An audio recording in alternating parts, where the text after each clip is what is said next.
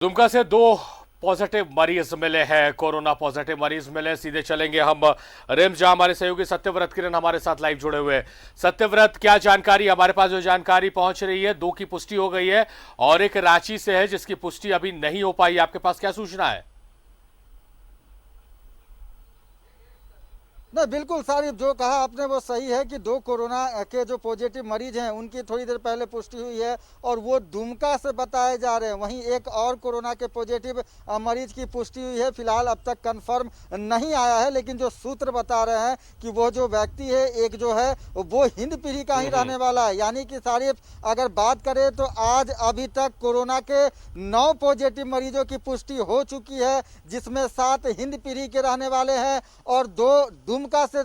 खबर जो है पॉजिटिव होने की वो सामने आ रही है। तो कहीं ना कहीं सारिफ, देखिए, हम पहले भी बात कर रहे थे कि जो चिंता है वो लगातार बढ़ती जा रही है। एक एक कर जो कोरोना पॉजिटिव मरीजों की संख्या है वो हर 1 घंटे के बाद बढ़ती जा रही है। दोपहर के करीब की बात करें या शाम की बात करें तो 3 कोरोना के पॉजिटिव मरीज पाए गए थे। उसके बाद फिर कुछ घंटे के बाद 3 और कोरोना के पॉजिटिव मरीज पाए जाते हैं और अभी यानी कि थोड़ी देर पहले 3 और कोरोना के पॉजिटिव मरीज पाए गए हैं, जिसमें कि 7 हिंद पीढ़ी के और 2 दुमका के रहने वाले हैं। तो कहीं ना कहीं अब दुमका के लिए जो समस्या है वो फिलहाल बढ़ती हुई दिख रही है सारिफ, क्योंकि कहीं ना कहीं अब जिला प्रशासन और स्वास्थ्य विभाग जो है, दुमका जिला प्रशासन और स्वास्थ्य विभाग जो है उसकी जो है काफी महकमे में हलचल तेज हो गई होगी। अब इस बात को जानने की कोशिश करेगी कि आखिर दुमका में संक्रमण कैसे पहुंचा, क्योंकि काफी महत्वपूर्ण जिला माना जाता है। अगर अपने राज्य की बात करें तो उपराजधानी है दुमका और वैसे में संक्रमण का खतरा दुमका पहुंचना कहीं ना कहीं राज्य के लिए खतरे की घंटी है सारिफ। और लगातार जो ये खतरे की घंटी है, कोरोना के महामारी की जो ये घंटी है वो लगातार बढ़ती जा रही है। हर घंटे कोरोना के कुछ ना कुछ पॉजिटिव मरीजों की पुष्टि हो रही है सारिफ। सत्यव्रत,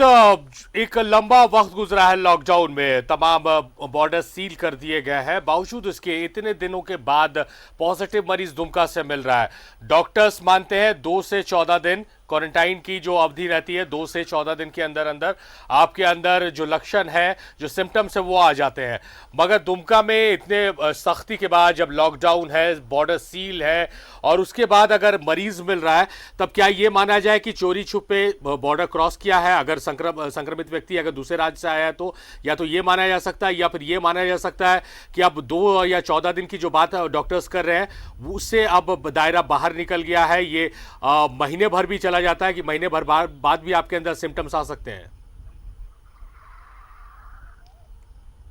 नहीं, देखिए, बिल्कुल सही कहा सारिफ आपने। लगातार जो WHO है वो लगातार गाइडलाइन जारी करी है। देखिए, अब तक इस कोरोना वायरस के महामारी की जो सटीक जानकारी है वो किसी के पास नहीं है। अब तक इस वायरस की जो बीमारी की जो इलाज है वो किसी के पास नहीं है और शायद एहतियात के तौर पे जो डॉक्टर हैं वो 14 दिनों का क्वारंटाइन बोलते हैं, क्योंकि हो सकता है कि अगर कोई व्यक्ति में कोरोना का संक्रमण अगर मिलता है तो उस संक्रमण के डेवलप होने में, यानी किसी भी मानव शरीर में उस संक्रमण के जो का रूप देखने में हो सकता है कि 14 दिनों का वक्त लगेगा। और वैसे में लगातार जो डॉक्टर्स हैं वो लोगों को यह हिदायत देते हैं कि वो 14 दिनों तक क्वारंटाइन में रहे या फिर अपने घर होम क्वारंटाइन में रहे और 14 दिनों के अंदर में कोई भी सिम्टम यानी कोरोना संबंधित अगर कोई लक्षण दिखता है, पाया जाता है, तो वैसे में तुरंत डॉक्टरों से संपर्क करें और उसके बाद उस व्यक्ति की जो जांच है वो की जाएगी और सैंपल के जांच के बाद इस बात को जानने की कोशिश की जाएगी कि कहीं 14 दिनों के बाद कोरोना का जो लक्षण है, जो वायरस है, वो तो नहीं एक्टिवेट हुआ है।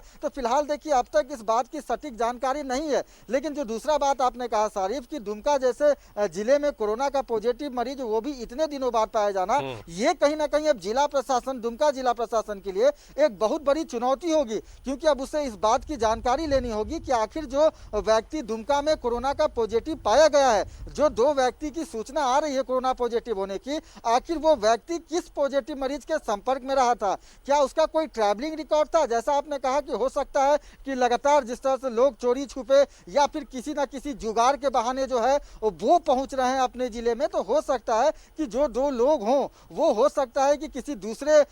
वैसे राज्य से पहुंचे हों जहां की संक्रमण का खतरा है, या फिर हो सकता है कि रांची या फिर झारखंड के ही दूसरे जिले से वो दुमका पहुंचे हैं। तो फिलहाल इन सभी चीजों को लेकर जो स्वास्थ्य विभाग है, जो जिला प्रशासन दुमका है, वो लगातार इस बात को जानने की कोशिश करेगी। और अब चूंकि दुमका में कोरोना के पॉजिटिव मरीजों की संख्या हो गई है, वैसे में अब और भी जो लोग हैं वो इस दायरे में आ सकते हैं जो उस पॉजिटिव मरीज के संपर्क में रहे होंगे, उन्हें भी अब क्वारंटाइन किया जाएगा। तो कहीं ना कहीं खतरा जो है सारिफ वो लगातार बढ़ता हुआ दिख रहा है सारिफ। जाहिर तौर पर एक तरफ हम राहत की सांस लेते हैं, एक दो दिन अगर पॉजिटिव मरीज नहीं मिलते हैं, मगर उसके बाद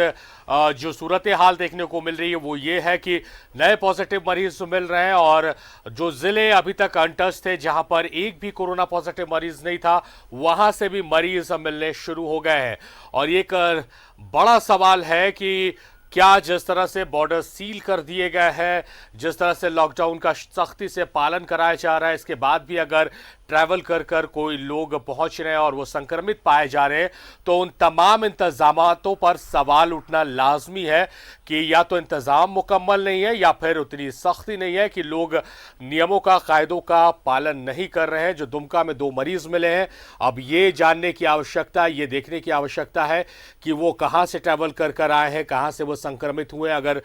बाहर से ट्रैवल कर कर आए हैं तो बेशक एक सवाल तो जरूर उठेगा कि जिस तरह से बॉर्डर्स को सील कर दिया गया है, स्टेट बॉर्डर्स तो दूर की बात है, एक जिले से दूसरे जिले जाने वाला बॉर्डर भी सील कर दिया गया है। जहां बॉर्डर पड़ता है वहां चेक नाके बैठाए गए हैं, वहां पर जानकारियां ली जा रही है, बिना आप पास के सफर नहीं कर सकते हैं। और इस दरमियान अगर इस तरह से नए पॉजिटिव मरीज मिल रहे हैं और अगर वो ट्रैवल कर कर आ रहे हैं, तो कहीं ना कहीं उन इंतजामों पर एक बड़ा सवाल खड़ा हो रहा है। सत्यव्रत लगातार हमारे साथ जुड़े हुए हैं। सत्यव्रत,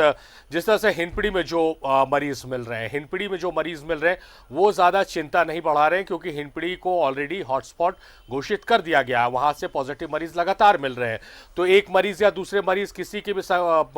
कांटेक्ट में अगर कोई आया, संक्रमित हो गया, तो ये जस्टिफाइड है, ये समझा जा सकता है कि हिंदपीढ़ी हॉटस्पॉट इलाका। मगर दूसरे जो नए नए जिलों का नाम जुड़ता चला जा रहा है, जहां 1 मरीज 2 मरीज है, वो कहीं ना कहीं अब चिंता बढ़ा रहे हैं। और चिंता इस लिहाज से बढ़ रही कि एक तो मरीज पॉजिटिव आ रहा है, झारखंड का आंकड़ा बढ़ रहा है, और तीसरा तब इससे यही माना जाए कि लॉकडाउन, सोशल डिस्टेंसिंग, इन तमाम चीजों का झारखंड में सही तरीके से पालन नहीं किया जा रहा है।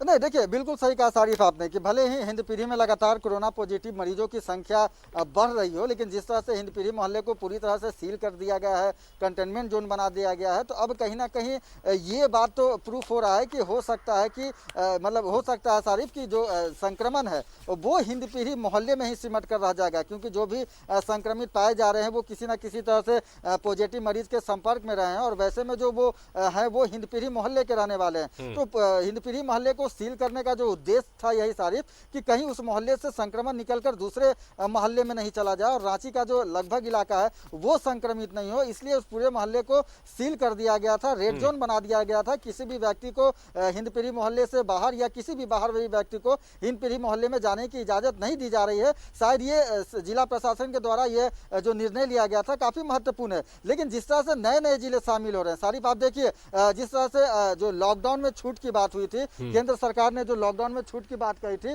और उसके बाद जो राज्य सरकार है काफी महत्वपूर्ण, देखिए जो निर्णय लिया गया मुख्यमंत्री हेमंत सोरेन के द्वारा, काफी महत्वपूर्ण निर्णय था। अगर हो सकता है कि अगर लॉकडाउन में जो छूट दी जा रही थी केंद्र सरकार के द्वारा, अगर झारखंड में भी वो छूट दे दिया जाता सारिफ, तो आप समझ सकते हैं कि एक दिन में कोरोना के 9 पॉजिटिव मरीज पाए जाना, और उसके बाद कहीं ना कहीं जो सोशल डिस्टेंसिंग है उसकी धज्जियां उड़ती हुई दिखी। अगर आप अभी भी बात करेंगे तो कई ऐसे सड़क हैं, कई ऐसे जो बाजार हैं जहां सब्जी बाजार लगता है, वहां पे सोशल डिस्टेंसिंग का पालन नहीं किया जा रहा है। लेकिन सबसे महत्वपूर्ण बात है सारिफ कि आखिर जिला प्रशासन क्या हर एक व्यक्ति